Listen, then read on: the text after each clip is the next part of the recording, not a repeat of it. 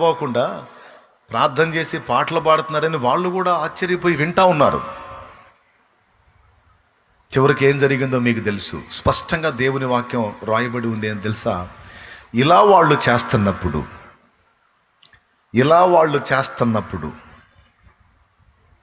అప్పుడు అకస్మాత్తుగా మహాభూకంపము కలిగెను అని రాస్తుంది.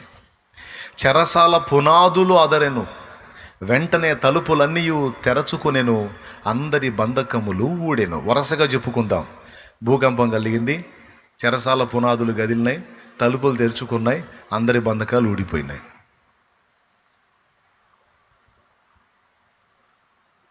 పునాదులు గదిలినాయి, జస్ట్ కదిలినాయి.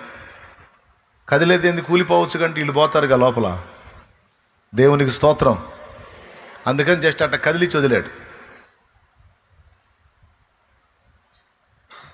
అసలు వాళ్ళు పాటలు పాడుతుంటే పునాదులు కదలటం ఏంది? భూకంపం కలగటం ఏంటి? చూడండి, బంధకాలు ఊడినప్పుడు స్తుతించారా, ఊడక ముందే స్తుతించారా? ఆ స్తుతించిన తర్వాత ఏం జరిగింది? ఎవ్వడు ఊహించని కార్యం జరిగింది అక్కడ. నేను మీకు అదే చెప్తున్నాను. కార్యం జరిగిన తర్వాత కాదు, కార్యము జరగక మునుపే నువ్వు నా దేవుని స్తుతించాలి.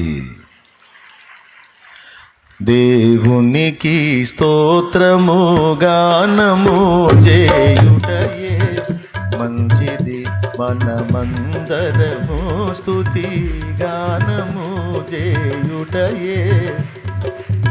దేవునికి మహిమ. మొదటిది ఏమిటి? లాజరు చనిపోయినోడు బతక ముందే కృతజ్ఞతలు చెల్లించాడు యేసయ్య. ఈడ బంధకాలు ఊడిపోకముందే స్తుతించారు పౌలు శీలలు. అసలు యుద్ధంలో జయం రాకముందే మ్యూజిక్లు తీసుకొని పోయాడు యెహోషాపాతు. ఇది ఇంకా విచిత్రం. అసలు యుద్ధంలో జయం రాకముందే, వాస్తవంగా యుద్ధంలో జయం వచ్చిన తర్వాత సంగీత వాయిద్యాలు పెట్టుకొని మ్యూజిక్లు వేసుకుంటే రాజు గంభీరంగా నడుస్తుంటే జయించి వచ్చాడు మన రాజు అని అందరూ మ్యూజిక్లు వేసి పాటలు పాడుతూ ఊరేగించుకుంటూ తీసుకొస్తారు. సహజంగా జరిగేది అది. కానీ ఇక్కడ యుద్ధానికే మ్యూజిక్లు తీసుకొని పోయాడు. యుద్ధానికి అసలు ముందెవరిని పెట్టాడో తెలుసా? పాటలు పాడే గాయకులను పెట్టాడు, వాయిద్యకులను పెట్టాడు, గాయకుల్ని పెట్టాడు. దేవునికి స్తోత్రం కలుగును గాక. హల్లెలూయా. ప్రియులారా, ఊహించండి ఒక్కసారి, ఎంత సాహసం అది, ఎంత సాహసం అండి. కొన్నిసార్లు విశ్వాసంతో మనం చేసేటువంటి పనులు అవతలోడికి పిచ్చితనంగా అనిపిస్తాయి. స్థలం రాలా, ఇడి బొందా లేదు, స్తోత్రాలు చెబుతున్నాడు నిద్రమోహముడు అనుకుంటారు నన్ను. అరే, నేను నిద్రమోహముని కాదురా, నన్ను నిద్రమోహం అనుకునేవాడు నిద్రమోహముడు. దేవుని వాక్యం చెబుతుంది స్పష్టంగా, కార్యం జరిగినప్పుడు కాదు, జరిగిందని విశ్వసించి స్తుతించరావయ్య అన్నాడు దేవుడు. అంత కష్టపడి కొట్టొద్దులే, అదేం పెద్ద.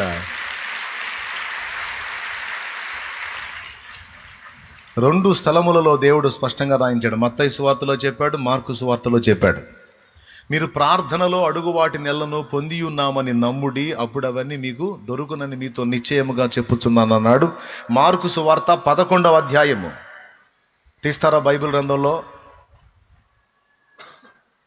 ప్రార్థనలో మీరు అడుగు వాటి నెలను పొంది ఉన్నామని నమ్ముడి, అప్పుడు అవి మీకు దొరుకునని మీతో నిశ్చయముగా చెప్పుచున్నాను. 11వ అధ్యాయం 24వ వచనం చూడు. అందుచేత ఎందుచేతనో పైన చెప్పాడు 23లో. ఎవడైనాను ఈ కొండను చూచి నీవు ఎత్తబడి సముద్రంలో పడవేయబడమని చెప్పి తన మనస్సులో సందేహింపక తాను చెప్పినది జరుగునని నమ్మిన ఎడలా, మనసులో సందేహింపక నమ్మిన ఎడలా, చెప్పినది జరుగునని నమ్మిన ఎడలా, వాడు చెప్పినది జరుగునని మీతో నిశ్చయముగా చెప్పుచున్నాను. అందుచేత ప్రార్థన చేయునప్పుడు మీరు అడుగుచున్న వాటి నెలను, ఏమండి, ఇవి అవి అన్న భేదం లేదు, అడుగుచున్న వాటి నెల్లని అన్నాడు. అడుగుచున్న వాటి నెల్లను పొంది ఉన్నామని నమ్ముడి, అప్పుడు అవి మీకు కలుగునని మీతో చెప్పుచున్నాను. నమ్మటం అంటే ఏంది? అప్పుడెప్పుడో ఇస్తాడులే అంటాం కాదు. ఇచ్చాడయా, ఎప్పుడో ఇచ్చేది కాదు, ఇచ్చినందుకు స్తోత్రం.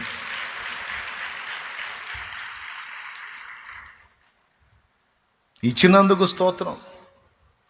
గుర్తుపెట్టుకోండి, ఒక్కటే ఒక మాట చెప్తున్నాను, గుర్తుపెట్టుకోండి. నువ్వు ఎప్పుడైతే నీ హృదయంలో దేవుని ఎడల ఆశ కలిగి నువ్వు వాంఛిస్తావో, నువ్వు నీ మాటలో దేవునికి తెలియజేస్తావో, అది నీ ఆత్మలో నుండి కానీ, పెదవుల నుండి కానీ, హృదయంలో నుండి కానీ, మనస్సు నుండి కానీ దేవునికి నీ మనవులు తెలియజేస్తావో ఆ దినమందే అవి దేవునికి వినబడతాయి. ఆ దినమందే వినబడతాయి. నువ్వు అనుకుంటుండొచ్చు, నేను రోజు గోజాడి ప్రార్థన చేయాలి, రోజు చేస్తా ఉంటే లైన్ కలుపుతా ట్రై చేస్తా ఉంటే ఎప్పటికో ఫోన్ కలిసిద్ది అన్నట్టుగా ఈ ఫోన్ ప్రాబ్లం దేవుడికి లేదు. కావాలంటే చూడండి, దానియేలు గ్రంథము 10వ అధ్యాయం ఒక్కసారి చూడు. దానియేలు గ్రంథము 10వ అధ్యాయం ఒక్కసారి చూడు. చాలా అద్భుతమైన మాట ఉంది, అండర్లైన్ చేసుకోండి.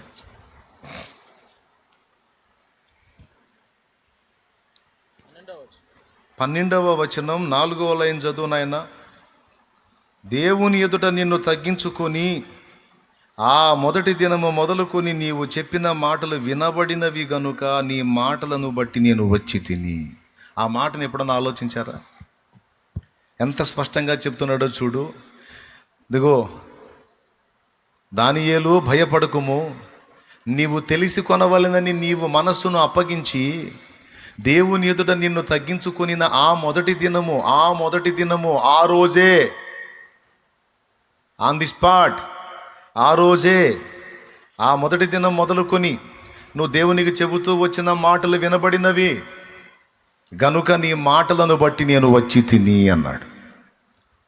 ఒక సంవత్సరం తర్వాత వినబడతాయా? 6 నెలల తర్వాత వినబడతాయా? రోజు అడుగుతా ఉంటే ఎప్పుడోసారి వినపడతాయా అని చెప్పాలి అక్కడ. నువ్వు ఎప్పుడైతే నీ మనస్సుని దేవునికి అప్పగించి నిన్ను నువ్వు తగ్గించుకొని నీ మాటలను తెలియజేశావో దేవునికి, ఆ రోజే దేవుని దగ్గరికి వెళ్ళిపోయినాయి. ఆ రోజు నుంచి ఈ రోజు దాకా నువ్వు మాట్లాడే మాటలు అన్నీ అక్కడ వినబడతానే ఉన్నాయి. అక్కడ రిపేర్లు ఏం లేవండి. ఇక్కడ నువ్వు పెట్టిన మొర్ర, నువ్వు మూలుగులతో మొర్ర పెట్టినా అక్కడికి వెళ్ళిద్ది, నువ్వు ఆత్మలో మొర్ర పెట్టినా అక్కడికి వెళ్ళిద్ది, నువ్వు పరుండి ధ్యానించినా అక్కడికి వెళ్ళిపోద్ది. నువ్వు ఎలుగెత్తి స్తుతించినా అక్కడికి వెళ్ళిద్ది, నువ్వు మాటలతో మొర్ర పెట్టినా తక్షణమే అక్కడికి వెళ్ళిద్ది. ఇది నేను చెప్పానా? ఉందా? దేవునికి స్తోత్రం కలుగును గాక. హల్లెలూయా. కాబట్టి నీవు అడిగినవి అక్కడ వినబడినవి. ఓకే, నువ్వు అడిగావు, వినబడ్డాయి. కానీ నీకు జవాబు రావడానికి కొన్ని కారణాలను బట్టి ఆలస్యం కావచ్చు, కొన్ని వెనువెంటనే జరుగుతాయి, కొన్ని కారణాలను బట్టి ఆలస్యం అవుతాయి. ఉదాహరణకి నువ్వు ఒక వస్తువు అడిగావు, నువ్వు అడిగినప్పుడే దేవుడు ఆమెన్ అంటాడు. అది నీ క్షేమకరమైందై, నీకు ఆశీర్వాదకరమైందై, శుభప్రదమైందై, నీకు దీవెనకరమైతే నా తండ్రి, మనమంటే పిచ్చి ప్రేమ కదా, పిచ్చి ప్రేమ మనమంటే, ఆమెన్ అంటాడు, అగునుగాక అంటాడు. అన్న వెంటనే జవాబు ప్రారంభమైద్ది. అర్థమైందా? దీన్ని ఈజీగా మీకు అర్థం అవడానికి చెప్పాలంటే, నా పెద్దోడు ఒకసారి సైకిల్ అడిగాడు. ఒకసారి శాంతినగర్లో ఉన్నప్పుడు సైకిల్ అడిగాడు. దాన్ని ఇస్తానో ఇవ్వనని నేను చెప్పలా. వాడు అడిగాడు, నేను అక్కడ ఆర్డర్ చేశా. అడిగినప్పుడే ఏ టైపుది కావాలి, ఎలాంటిది కావాలని కనుక్కొని వాడికి ఏది క్షేమకరమో దాన్ని ఎంపిక చేసి దాన్ని ఆర్డర్ చేశా. వాడు చెప్పిన రోజే ఆర్డర్ చేశా. అయితే టైం తీసుకుంది. ఆ సైకిల్ అంటే కొద్దిగా ఒక 4 రోజులు పట్టిద్దండి, తెప్పిద్దాం, మీరు చెప్పారుగా తెప్పిద్దాం అన్నాడు. తెప్పించండి అన్నాను. ఇప్పుడు కంపెనీ వాడు తెప్పించాలి కదా దాన్ని. తీసుకొచ్చిన తర్వాత మళ్ళీ సైకిల్ ఎట్టొచ్చో తెలుసా, రెడీ అయ్యి రాదు, విడి పార్ట్స్ వస్తాయి, వాటన్నిటిని బిగిస్తాడు. వెళ్ళి కలిస్తే వచ్చినాయండి, ఇగో వచ్చినాయండి, మొత్తం బిగించి ఇవ్వాలి, రోజు పట్టిద్ది అన్నాడు. 5 రోజులు వీడు అడుగుతున్నాడు. వీడు డౌట్ అయింది, మా అయ్య ఇంటనాడా ఇంటలేదా, మా నాన్న ఇంటనాడా ఇంటలేదా, జవాబు ఇస్తాడో ఇవ్వడో, తెస్తాడో తేడో అడుగుతున్నాడు. వాడు నాకు ఆ విషయం తెలియజెప్పిన మొదటి దినమందే వాని ప్రార్థనకు జవాబు వచ్చింది. దేవునికి స్తోత్రం. తండ్రిగా వాడు నాకు మొర్రపెట్టాడు, నేను వాడికి ఆన్సర్ స్టార్ట్ చేశాను. అయితే ఇప్పుడు వెంటనే ఇలా అని తీసుకొచ్చి ఇవ్వలేను, వాడికి ఆ వస్తువు రెడీ కావాలి, దానికి టైం తీసుకుంటుంది. కొన్ని వెంటనే దొరుకుతాయి, రెడీగా ఉంటాయి, ఉన్న వాటిని అలాగ తీసుకొచ్చి ఇచ్చేస్తాం. కొన్ని ఏమో రెడీ కావాలి, 5 రోజులు టైం పట్టింది. తర్వాత తీసుకొచ్చి సైకిల్ ఇంటికాడ పెడితే వాడు ఆశ్చర్యపోయాడు.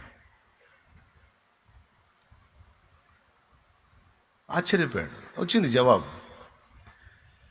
అంటే దీన్ని మీరు ఎలా అర్థం చేసుకుంటారంటే, దేవునికి మనం మొర్ర పెట్టినప్పుడే, ఆయన చెవిటోడు కాదు, నువ్వు అయ్యా తండ్రి అని ఇక్కడ కన్నీరు గార్చి మొర్ర పెట్టినప్పుడే అక్కడికి వెళ్ళిపోతాయి. ఇప్పుడు ఇంకొకటి జోడించమని చెప్తున్నాను నేను, జస్ట్ మొర్ర పెట్టి వదిలేయొద్దు, నా మనవి విన్నందుకు నీకు కృతజ్ఞతలు, థ్యాంక్స్ తండ్రి, నీకు థ్యాంక్స్.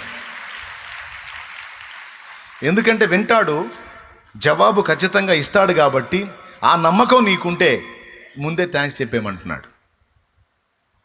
చేసి చూపించారు వాళ్ళు, రిజల్ట్ కూడా చూపించారు. అయిన తర్వాత కాదు, నేను నీకు చెప్పా కదా, నీ దగ్గర వినపడింది కదా, ఆ మనవి విన్నందుకు నీకు స్తోత్రం. నువ్వు ఇప్పుడు ఇస్తావా, వారానికి ఇస్తావా, 10 రోజులకి ఇస్తావా అన్నది కాదు, నువ్వు ఇచ్చేది ఖాయం. నా ప్రార్థన నువ్వు విన్నది ఖాయం, నాకు నిశ్చయముగా జవాబు ఇచ్చుట ఖాయం. అది ఇచ్చినందుకు నీకు స్తోత్రం. స్తోత్రం అని మనం దేవుని మహిమపరచుట, విశ్వాసాన్ని వ్యక్తపరచుట. ఈ 3 కాదు, బోలెడని నిరూపణలు ఉన్నాయి బైబిల్లో.